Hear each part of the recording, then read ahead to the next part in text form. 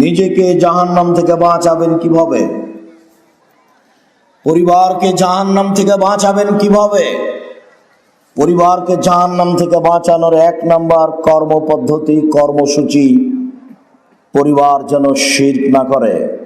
2, পরিবার যেন সালাত আদায় করে। মহান আল্লাহ বলেন, অমর আহলাকা বিসসালাত ওয়াসতাবির আলাইহা। তুমি তোমার আহাল পরিবারকে সালাত আদায় করতে বলো আর নিজেও সালাত আদায় করো। আপনাকেই বলছি, বক্তব্যের সাথে মুনাফিকি করবেন না। আজ থেকে জরুরি জিম্মেদারি নেন যে প্রত্যেক সালাতের টাইমে ছেলে মেয়ে স্ত্রীকে নামাজ পড়ার জন্য বলবো। বলেন ইনশাআল্লাহ।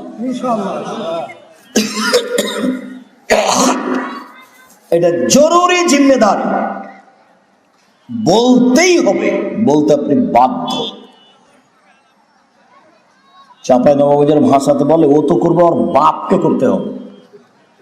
তার মানে আপনি তো আপনার ছেলে মেয়েকে বলবেন, আপনার বাপকে বলতে হবে, মানে বলতে হবেই, বাধ্য।